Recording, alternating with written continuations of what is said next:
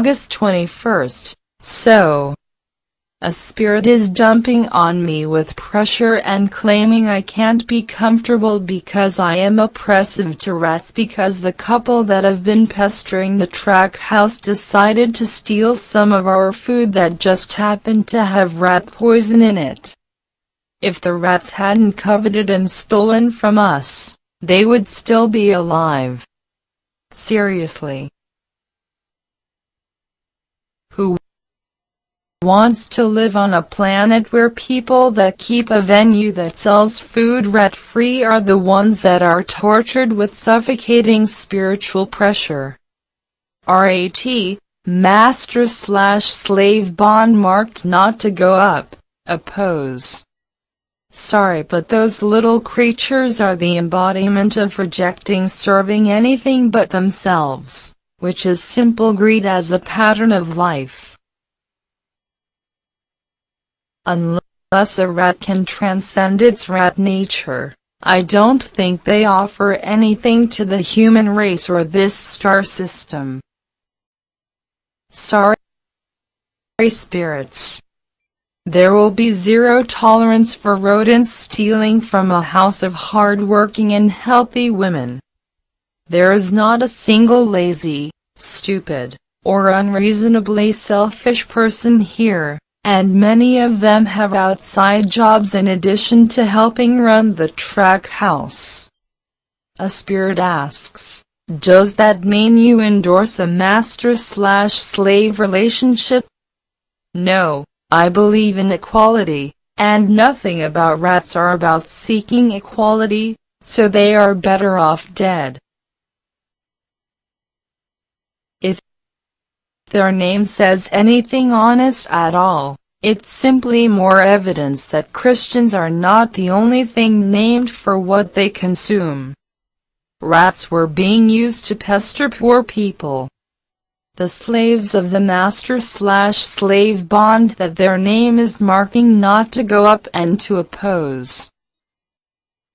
August 22nd. The woman who runs the track house and who puts a lot of expectations on everyone just told me that she didn't pay the electric bill and that it's scheduled to be shut off today at 5, and even though she invited a bunch of friends over to bake food to sell goods to get that money, she just told me that she doesn't want to be here today and doesn't want to deal with anything and the kitchen is trashed from baking.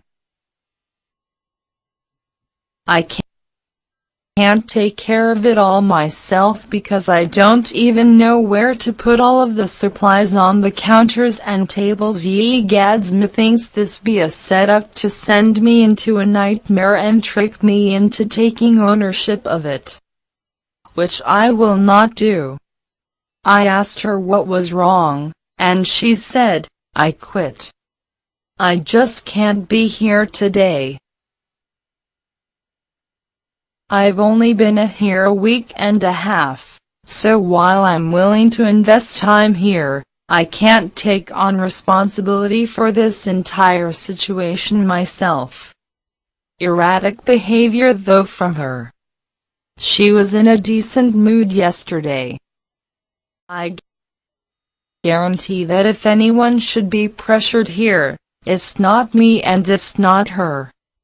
There are 3 others here. One woman has a pet canine, one has a poor boyfriend, and the other is an irresponsible mother. In a place that is operating gender and sex ethically, those are all suspicious things that could be pressured, and I find it noteworthy that they are the ones who show the least amount of being pressured, spiritually. Not that I would even bother pressuring them myself, since we are all poor, and I believe in class Lovecraft where only the wealthy have earned the joys of manhood. In my version of life, wealthy men of any sex would have a huge pool of women representing all of the genders and sexes to choose from.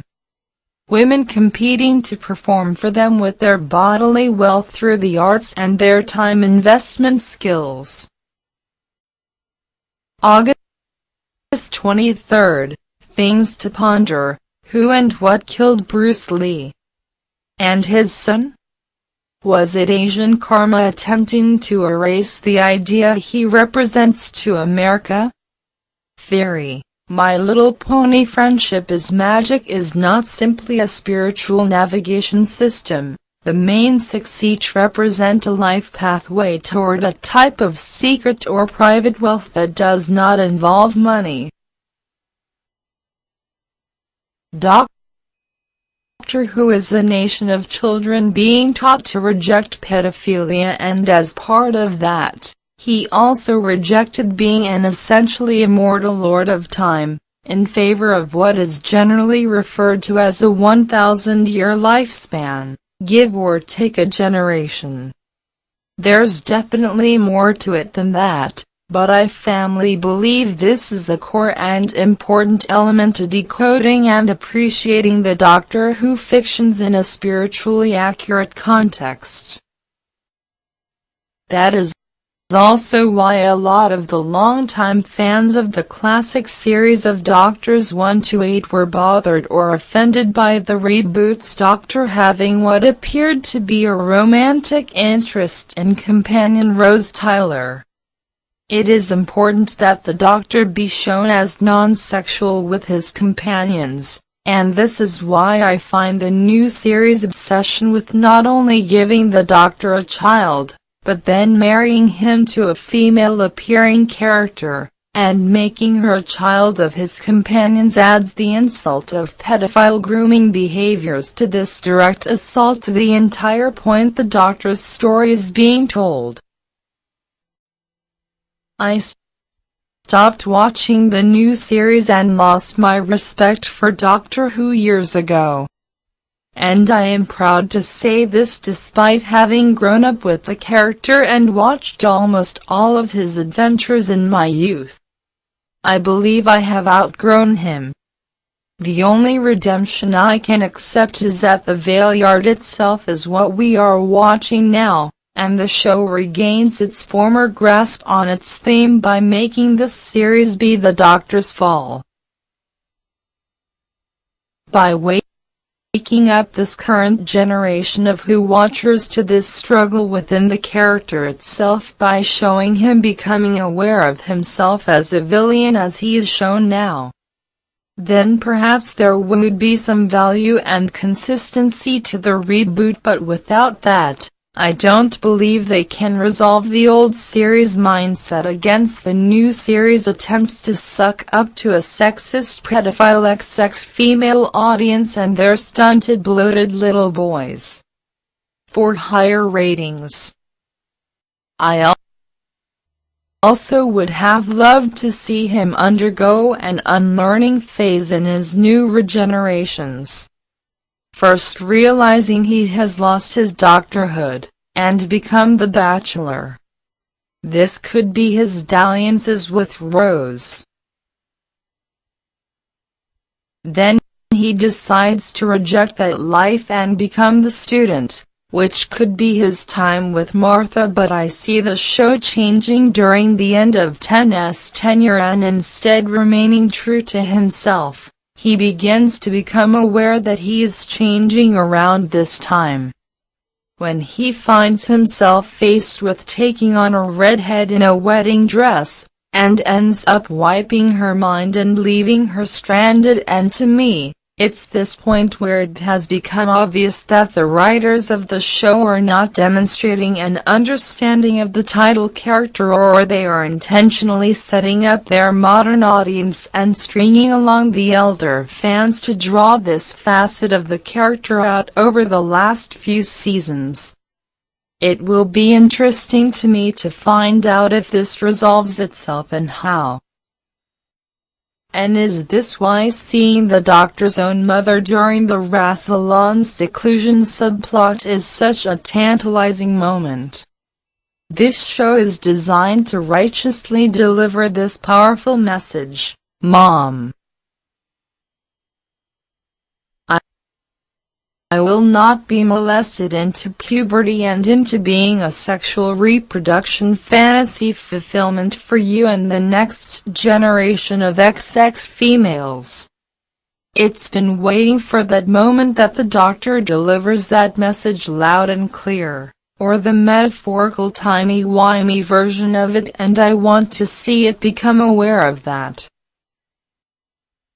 I believe that the original series was such a spiritual teaching force, albeit subconsciously, that Warren Ellis' comic Freak Angels is actually a retelling of what happened to the godly spirit after the first series knew that it was ending, around 1995.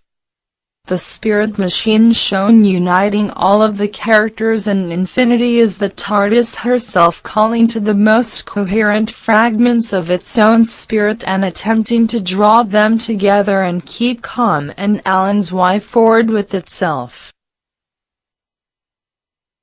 And I believe that story is more than derivative, but shows a legitimate attempt to tackle and challenge the fundamentals of the Doctor himself. Even it doesn't ever mention the character, if my memory serves. It goes deeper than that. Far deeper in ways that are hard for me to explain.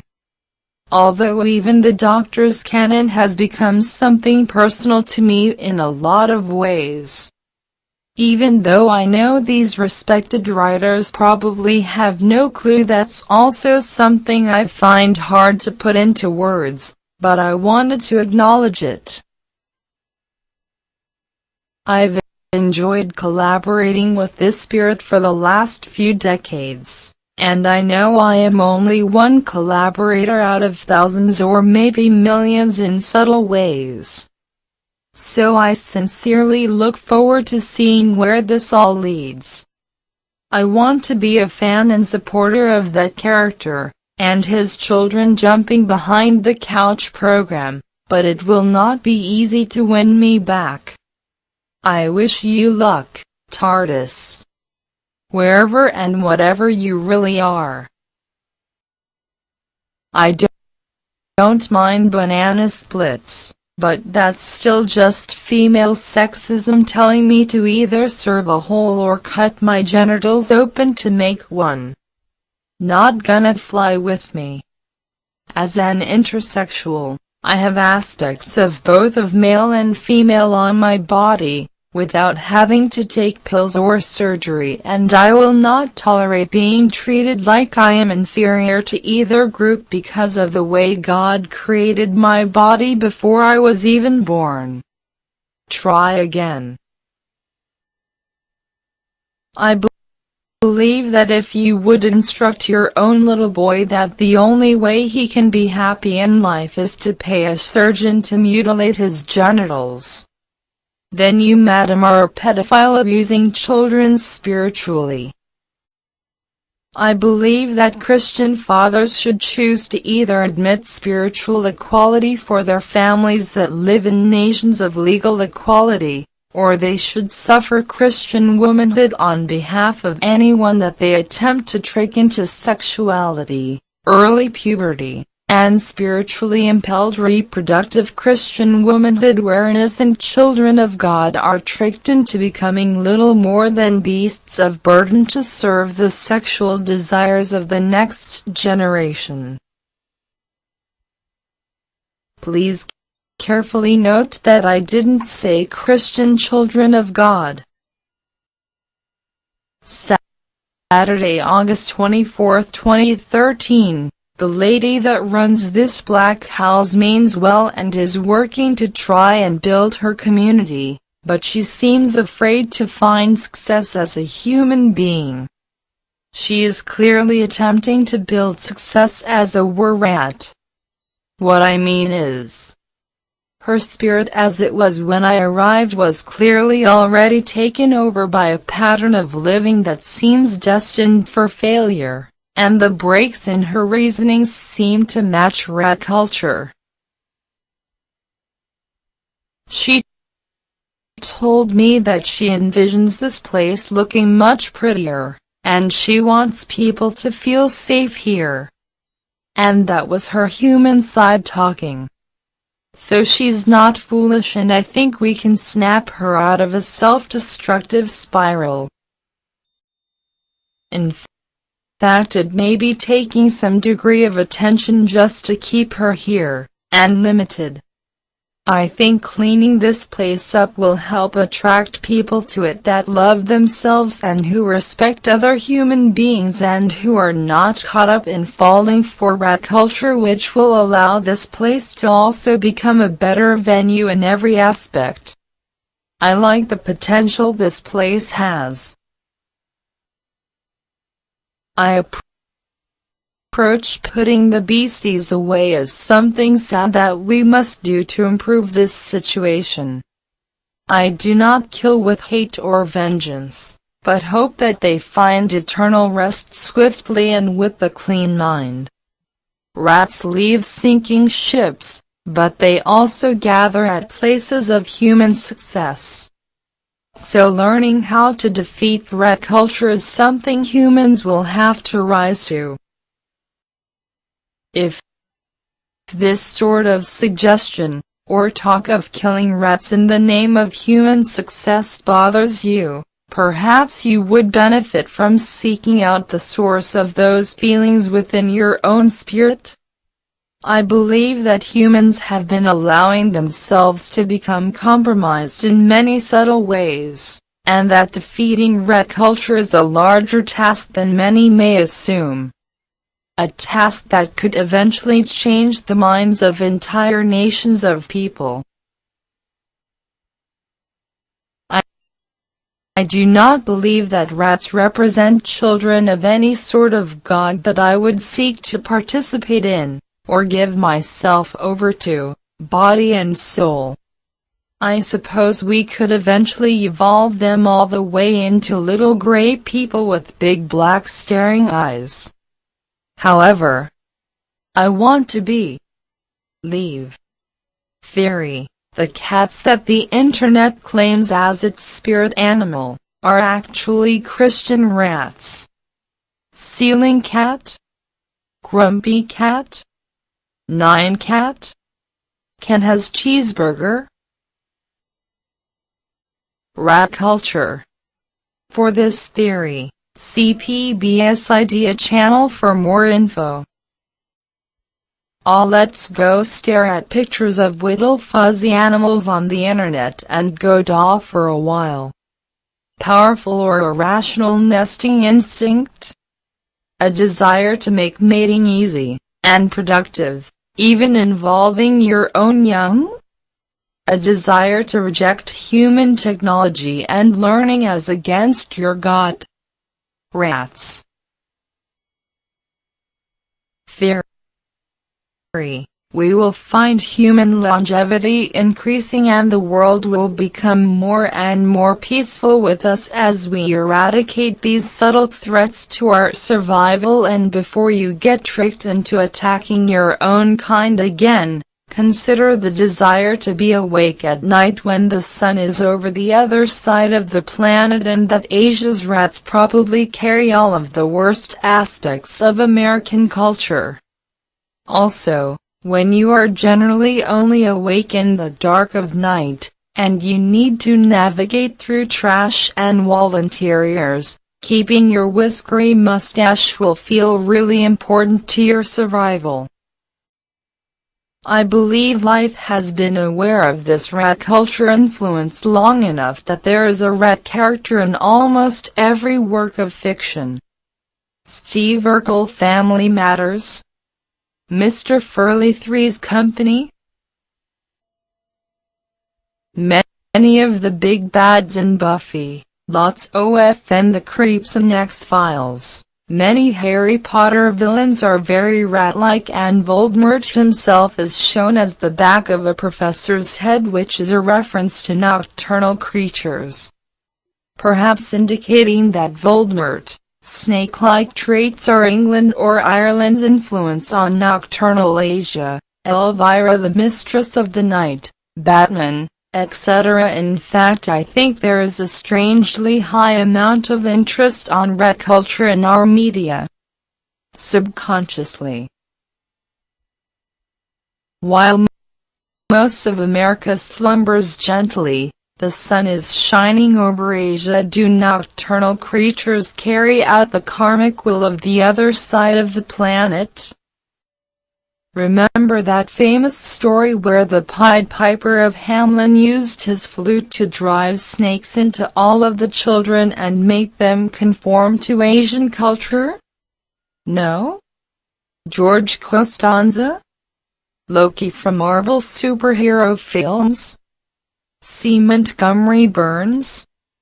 Part of ridding ourselves of nocturnal pests will be that we are ridding our lands of incestuous pedophile beasts that listen to the patriarch culture of rape and inequity of Asia.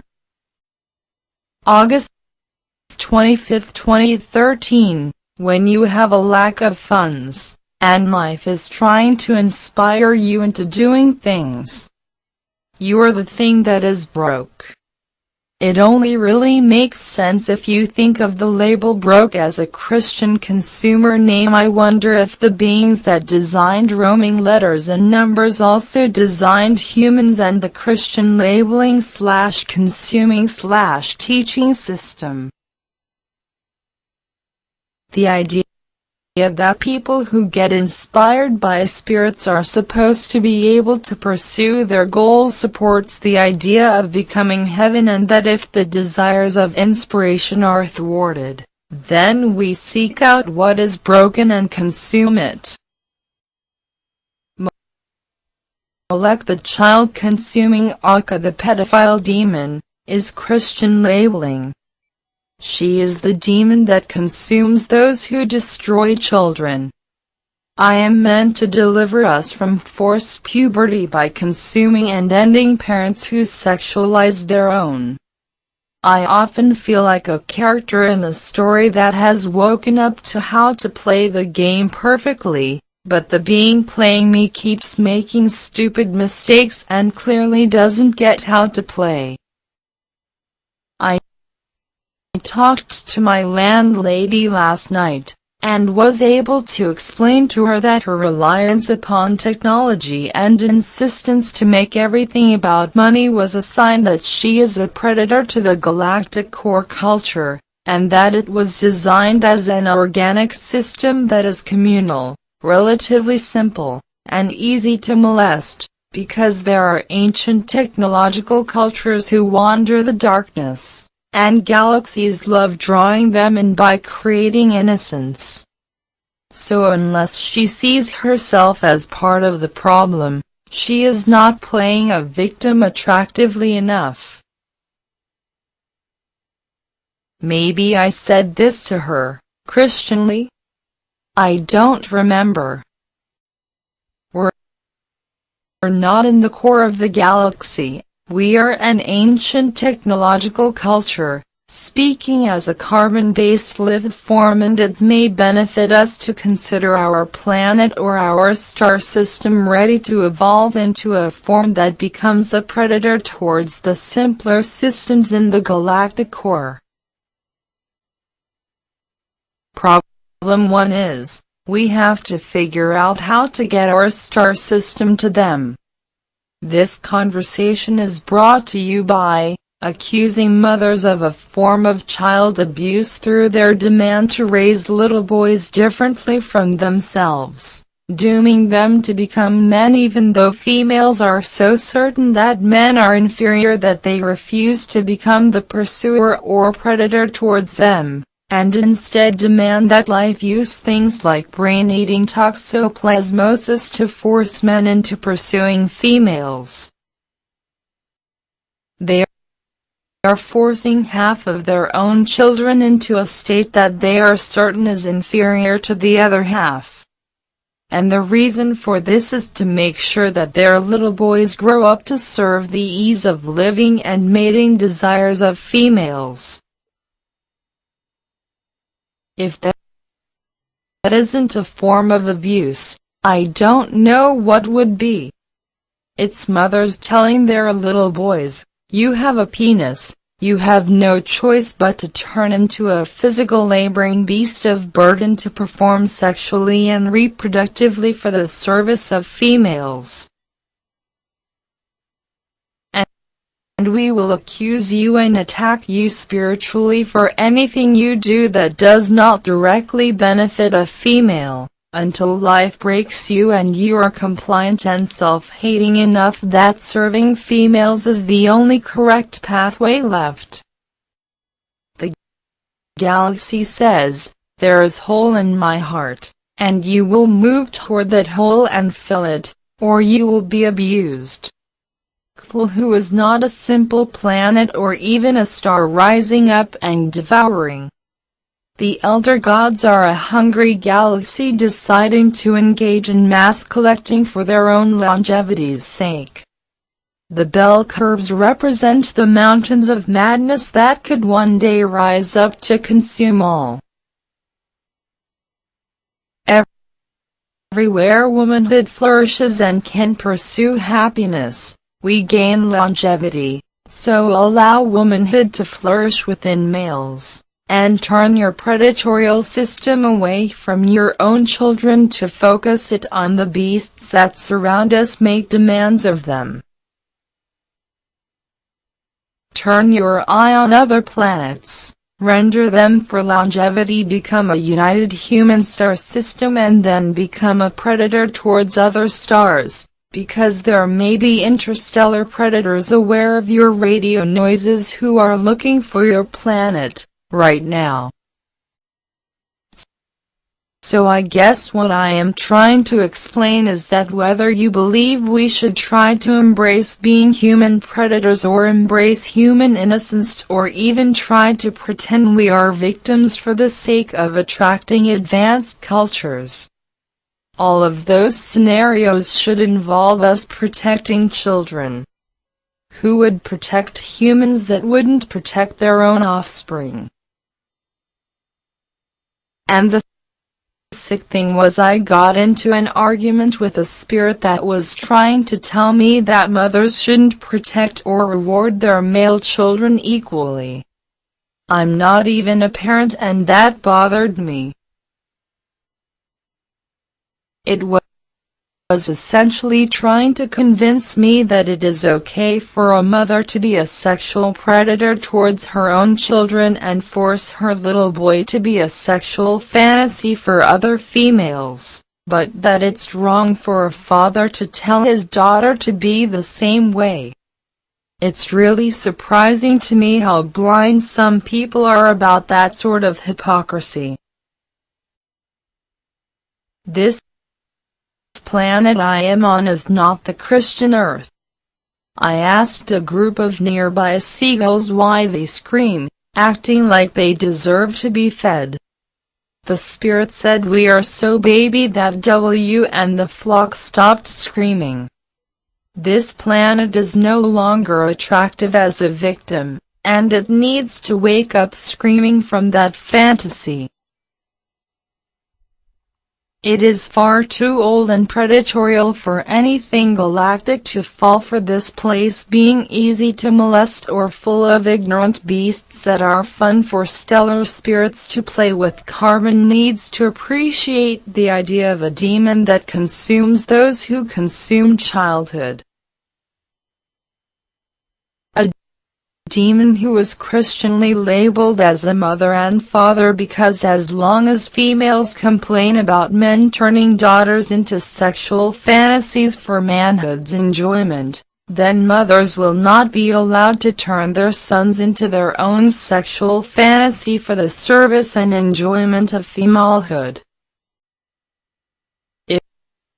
If this place was still attractive as a victim and fun for stellar life, there would be plenty of galactic spirit flowing here to sustain anything this planet can do, but right now it's stuck in a very awkward phase where it is still trying to advertise itself like a victim, and it's simultaneously trying to create a complex as possible system of life to make certain that only minds that are very complex and careful are able to understand, navigate, and survive life here. And I wrote about Molech the child consumer the other day, and attacking the minds of men and trying to destroy their ability to say no with neuron-eating toxoplasmosis is not Christian in any way. It's only the perpetuation of child abuse and victimhood in a place that is being told that victimizing humans will not help the planet reach heaven, and destroying humans this way will probably end up with this predatory planet continuing to starve and freeze while the attention of life continues on in younger places. The symptom that life is pushing toxoplasmosis at someone's neurons is what we have called manhood for centuries. So attempting to create men is asking living materials to destroy the ability of half of the population to say no to bad ideas. Look up the structure of a neuron, that is what they exist for. Creating men out of your children is child abuse. Mothers who expect their boys to grow up differently from their daughters are child abusers, plain and simple. Beyond understanding the riddle of the true location of Earth, if this was the Christian Earth it would have girls like dirt and would be a wonderful world, beautiful people. The riddle of the true location of Earth: the Earth is the center of the universe. The Earth is flat. The Earth is hollow and filled with life. Now what in the universe is describing itself by calling itself the Earth? And is it the galaxy playing with Christian naming? These are not ideas that are meant to be kept secret from humans, unless you want the human race to fail. And I believe that humans are the closest thing in this star system to God, but something is trying to make them be both the most godly beings and a rejection of God, which is driving many men insane and into self-hate. I argue to protect children because I see myself as a child of God.